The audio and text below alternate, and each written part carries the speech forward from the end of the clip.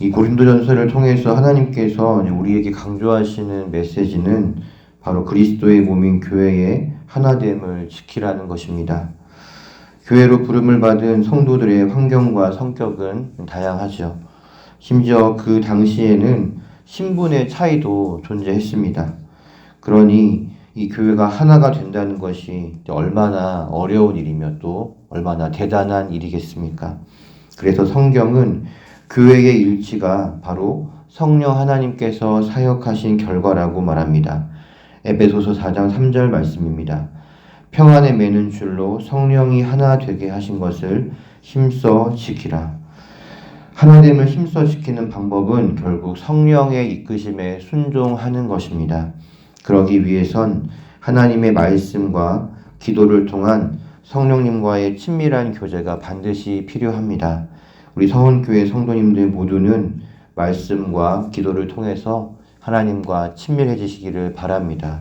그래서 성령이 하나 되게 하신 것을 힘써 지키는데 귀하게 사용받기를 축복합니다. 바울은 고린도 교회 안에 나타나는 많은 은사는 결국 한 성령 안에서 주어지며 그리스도 안에서 조화를 이룬다고 말합니다. 은사는 하나님께서 그분의 뜻대로 성도들에게 나누어 주신 것입니다. 은사의 목적은 교회 공동체의 유익을 위함입니다. 은사가 교회의 유익을 주지 않고 도리어 이 분란을 일으키거나 개인을 우상화시킨다면 그것은 잘못된 은사 사역입니다. 고린도 교회 성도들은 그들 나름대로 은사의 수준과 또 서열을 매겼습니다. 더 신비롭고 극적인 은사를 우위에 두고 그것을 탐냈습니다. 12장 31절에서 바울은 너희는 더욱 큰 은사를 사모하라 라고 말합니다. 여기까지만 들으면 고린도 성도들은 이제 바울 사도가 어떤 은사가 더 큰지 어떤 은사가 더 하찮은 은사인지 이 서열을 매겨주겠구나 라고 생각하고 기대했을지도 모르겠습니다. 그런데 바울은 이야기의 방향을 살짝 틉니다. 이렇게 말하죠. 내가 또한 가장 좋은 길을 너희에게 보이리라. 바울은 성도들에게 너희는 더 큰 은사를 사모해야 해. 그런데 가장 탁월한 방법이 있어 라고 말합니다. 이 문장에는 생략되어 있는 표현들이 있습니다. 이 생략되어 있는 표현을 살려서 고린도전서 12장 31절을 이렇게 바꿀 수 있습니다. 너희는 교회 공동체에 더 유익한 은사를 사모해야 해. 그런데 교회 공동체에 유익이 되는 가장 탁월한 방법이 있어. 한 번 더 말씀드리겠습니다. 너희는 교회 공동체에 더 유익한 은사를 사모해야 해. 그런데 교회 공동체에 유익이 되는 가장 탁월한 방법이 있어. 교회 공동체에 유익이 되는 가장 탁월한 방법, 그것은 바로 사랑으로 행하는 것입니다. 13장에 나타난 사랑의 속성을 살펴보면 그것은 전혀 감정적이지 않습니다. 이 젊은 연인들이 말하는 뜨거운 감정보다는 오히려 오래된 부부가 말하는 흔히 정이라고 부르는 그런 것에 더 가깝습니다. 상대를 향한 신뢰와 지지, 배려, 그러나 진리가 아닌 것에는 분명하게 반대하는 것. 이것이 바로 고린도전서 13장이 말하는 사랑의 속성입니다. 우리의 모든 행함이 이러하다면 교회에 어떻게 시기와 분쟁이 일어날 수 있겠습니까? 더욱 하나가 되며 그리스도의 장성한 분량에 이르는 공동체가 될 것입니다. 교회의 유익이 되기 위해서 은사는 반드시 사랑이 동기가 되어야 합니다.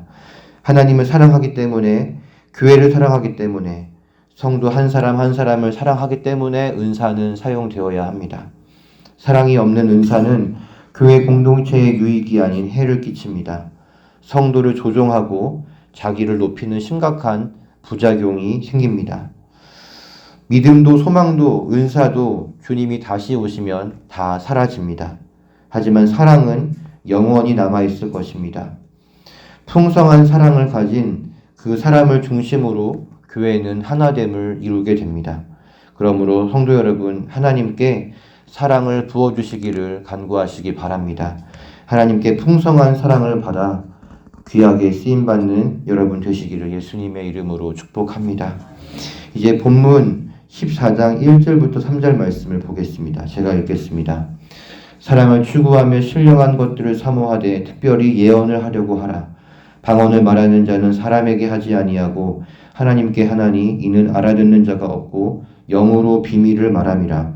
그러나 예언하는 자는 사람에게 말하며 덕을 세우며 권면하며 위로하는 것이요. 아멘.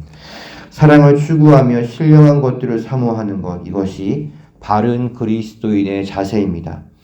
우리는 자주 사랑을 배제하고 신령한 것을 사모하거나 사랑을 맨 마지막에 두는 우를 범하곤 합니다. 그래서 하나님이 주신 은사가 교회에 유익을 주기는커녕 도리어 많은 해악을 끼쳐왔습니다.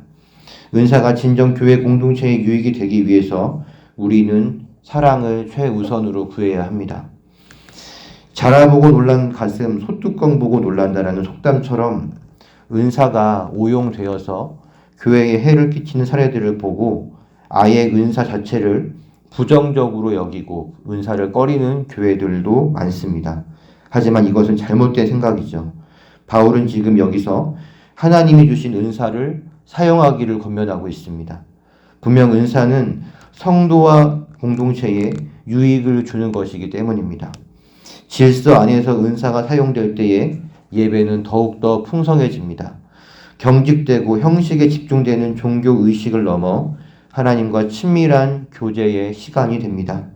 우리 성원교회 예배에도 성령님의 운행하심 속에서 은사들이 풍성하게 그리고 질서 있게 나타나게 되기를 저는 바랍니다.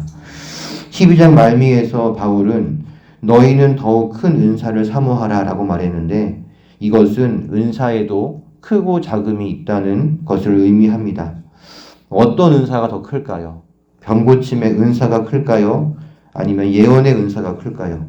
그렇다면 어떤 은사가 작은 은사일까요? 방언의 은사가 작은 은사일까요?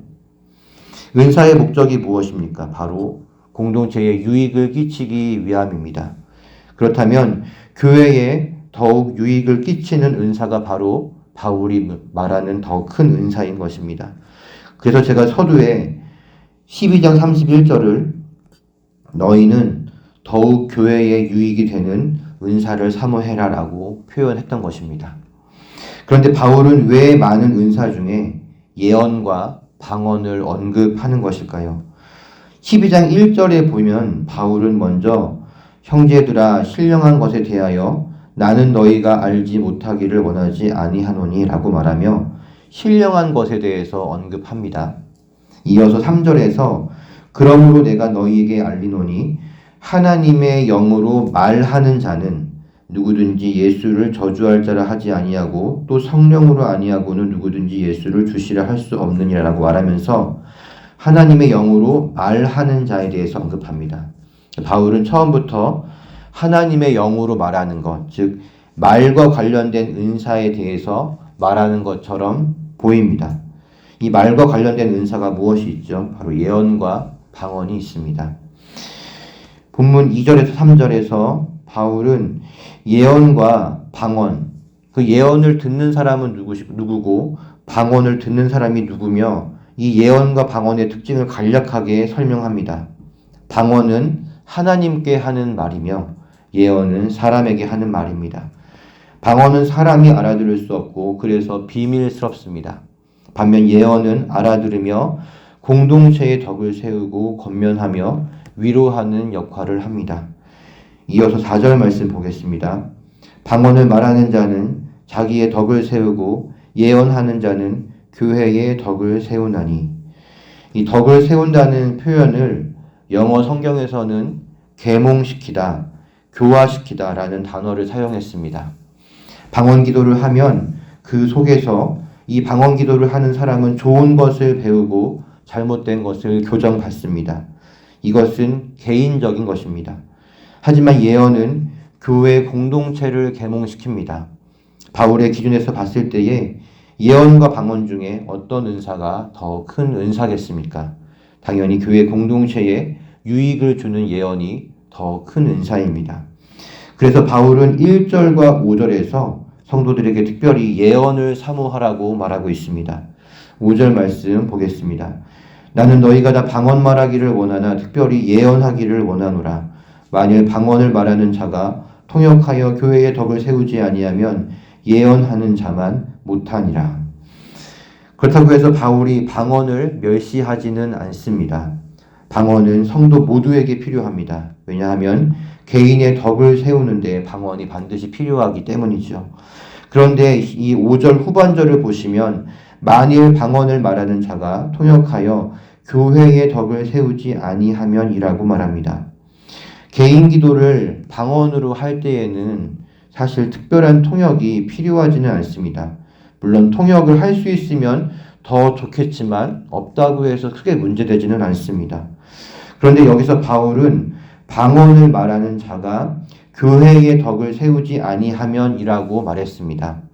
이 당시에는 이 공적인 예배 시간에 누군가 성령의 감동을 받아서 공개적으로 방언을 말하는 경우가 있었던 것 같습니다. 하지만 그 누구도 그 말을 알아들을 수 없으니 교회의 덕이 되지 못합니다. 이 내용을 비유적으로 설명한 것이 바로 6절부터 11절까지의 내용이 되겠습니다. 12절을 보면 바울은 이렇게 말합니다. 그러므로 너희도 영적인 것을 사모하는 자인즉 교회의 덕을 세우기 위하여 그것이 풍성하기를 구하라. 고린도 교회 성도들은 영적인 것을 무척 사모했던 사람들입니다. 단 그들이 교회의 유익보다는 자신이 드러나 보이는 그들 기준의 우월한 은사를 사모하는 것이 문제였지만 말입니다. 그래서 바울은 교회의 덕을 세우기 위해 은사가 풍성해지기를 구하라고 말합니다. 사랑하는 성도 여러분, 개인의 덕을 세우기 위해 방언의 은사를 사모하시고 그것을 가지신 분은 방언으로 많이 기도하시기를 바랍니다. 또한 교회의 덕을 세우기 위해 하나님께 은사를 주시기를 사모하시기 바랍니다. 하나님은 각자에 맞게 교회를 위해서 우리에게 각각 가장 좋은 은사를 주실 것입니다. 13절에서 15절 말씀 보겠습니다. 그러므로 방언을 말하는 자는 통역하기를 기도할지니 내가 만일 방언으로 기도하면 나의 영이 기도하거니와 나의 마음은 열매를 맺지 못하리라. 그러면 어떻게 할까? 내가 영으로 기도하고 또 마음으로 기도하며 내가 영으로 찬송하고 또 마음으로 찬송하리라. 예를 들어서 주일 예배, 주일 오전 예배 때 대표 기도를 맡은 성도님이 갑자기 성령의 감동을 받아서 방언으로 기도를 했다고 가정을 해보겠습니다. 어떨까요? 여러분이 기도를 이렇게 회중으로서 참여해서 기도를 듣고 계신데 대표 기도자가 갑자기 방언으로 공적인 기도를 했다면 여러분 어떨까요? 은혜가 되는 게 아니라 아마 눈을 다 뜨고 이상한 눈으로 기도하는 사람을 쳐다볼 것입니다. 그런데 이어서 그가 알아들을 수 있는 말로 그 방언을 통역했다면 그것은 교회의 유익이 될 것입니다. 14절은 우리가 방언으로 기도할 때에 어떠한 일이 일어나는지를 보여줍니다. 우리의 영은 하나님께 비밀을 말하며 기도합니다. 하지만 정신적으로는 어떠한 내용인지를 깨닫지 못합니다. 그것을 바울은 마음이 열매를 맺지 못한다라고 표현합니다. 15절에서 바울은 그러면 어떻게 할까라고 말합니다. 이 말에는 성도가 이 방언을 말하면서 영으로 기도하는 것도 필요하지만 동시에 마음으로도 열매를 맺었으면 좋겠다라는 뉘앙스가 들어 있습니다. 특별히 공적인 예배 속에서 방언이 나온다면 더더욱 그렇겠죠. 듣는 사람의 마음에 열매가 맺어져야 합니다. 바울은 내가 방언으로 기도하고 통역을 할 수 있다면 방언을 말하겠지만 그렇지 않다면 자신은 공적인 예배에서는 방언을 사용하지 않겠다라고 말하는 것입니다. 이것이 15절에 담겨있는 내용이라고 볼 수 있습니다. 18절에서 19절을 보겠습니다. 내가 너희 모든 사람보다 방언을 더 말함으로 하나님께 감사하노라. 그러나 교회에서 내가 남을 가르치기 위하여 깨달은 마음으로 5마디 말을 하는 것이 1만마디 방언으로 말하는 것보다 나으니라. 바울은 개인 기도를 할 때에 방언으로 많이 기도했던 것 같습니다. 그것으로 인해서 하나님께 감사한다고 그는 말합니다. 확실히 방언 기도는 개인의 영성을 세우는데 많은 유익이 됩니다. 하지만 남이 알아들을 수 없는 방언 1만 마디, 그것이 설령 성령의 감동으로 말하는 것이라 할지라도 알아들을 수 있는 5마디의 말이 다른 사람들을 가르치는데 훨씬 유용합니다. 20절에서 25절까지는 방언과 예언이 불신자에게 어떠한 영향을 미치는지에 대해서 설명하는 내용입니다. 이것을 설명하기 위해서 바울은 이사야 말씀을 인용합니다. 21절, 22절 말씀입니다. 율법에 기록된 바 주께서 이르시되 내가 다른 방언을 말하는 자와 다른 입술로 이 백성에게 말할지라도 그들이 여전히 듣지 아니하리라 하였으니 그러므로 방언은 믿는 자들을 위하지 아니하고 믿지 아니하는 자들을 위하는 표적이나 예언은 믿지 아니하는 자들을 위하지 않고 믿는 자들을 위함이니라. 이 말씀을 보면 방언이 믿지 않는 자에게 표적, 마치 긍정적인 역할을 하는 것처럼 들립니다. 이 바울이 이사야의 말씀을 예언한 내용을 보면요. 그러나 23절에서 바울은 방언으로 말하는 것을 본 불신자들은 너네가 미쳤구나라고 반응할 것이다 라고 말합니다. 그렇다면 바울은 왜 이사야 말씀을 인용한 것일까요? 무엇을 의도하려고 이 말씀을 인용했을까요? 바울이 인용한 구절은 바로 이사야 28장 11절 말씀입니다. 이 말씀의 내용은 하나님께서 이스라엘에게 심판을 내리실 것인데 다른 방언, 다른 입술, 다시 말해서 그들이 말을 알아들을 수 없는 다른 나라의 포로로 끌려갈 것임을 예언하는 말입니다. 그럼에도 불구하고 이스라엘 백성이 하나님의 말씀을 믿지 않았다. 이것이 이사야 28장 11절이 말하는 내용입니다. 바울이 13절에서 방언은 믿지 아니하는 자들을 위하는 표적이다 라고 말했는데 이 말은 그게 무슨 이상한 소리야. 방언을 했을 때에 그 말을 듣고서 야 그게 무슨 이상한 소리야 라고 반응하는 그 사람들이 바로 하나님을 믿지 않는 사람이라는 것입니다. 제 말이 이해되시죠? 우리는 방언이 무엇인지를 알아듣기 때문에 우리가 방언을 듣고서 그 말이 어떠한 뜻인지 이해하지 못할지라도 그게 성령의 감동이라는 것은 우리가 이제 성령의 은사라는 것은 이해하지만 전혀 알지 못하는 불신자들은 방언 말하는 걸 보면 약간 비상식적인 이해할 수 없는 약간 뭔가 좀 속대한 말로 미친 행동처럼 받아들이게 되죠. 그런데 이렇게 받아들이는 그 자가 바로 내가 불신자다라는 것을 보여주는 표같이 작동을 한다는 것이죠. 반면 예언은 믿는 자들을 위한다라고 바울은 말합니다.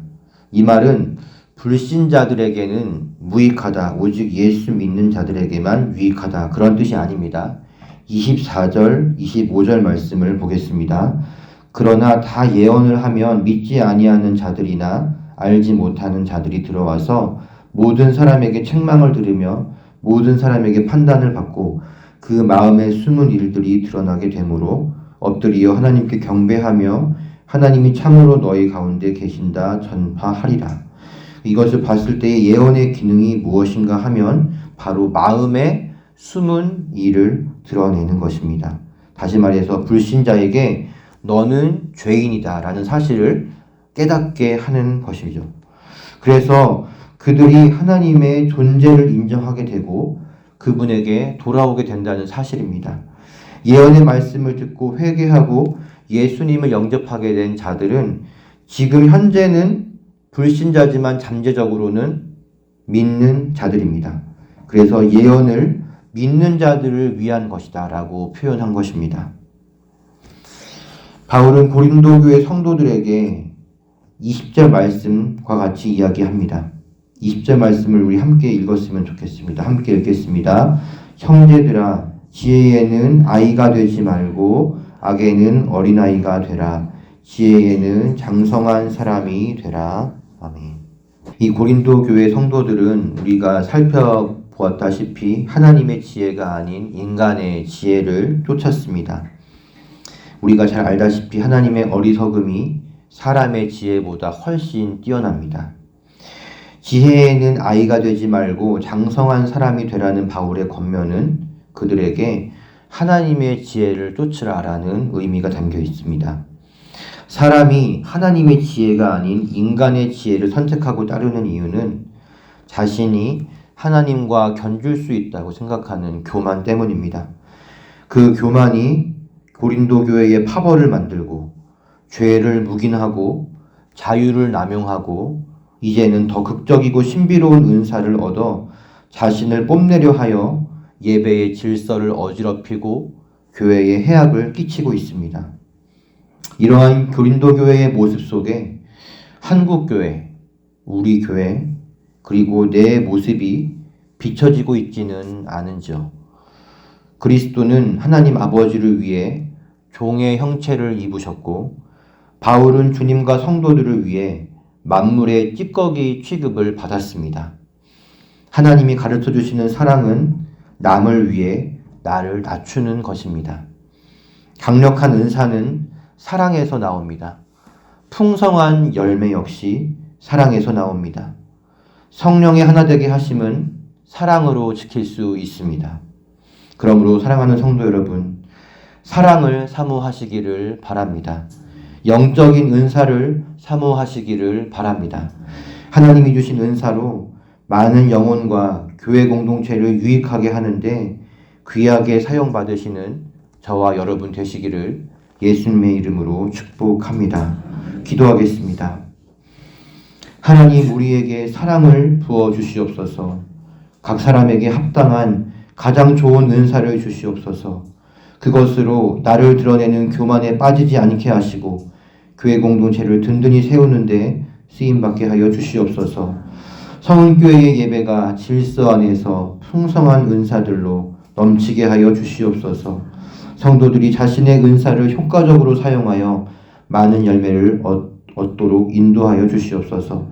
믿지 않는 많은 영혼들을 주님께 인도하는데 우리의 은사를 사용하여 주시옵소서.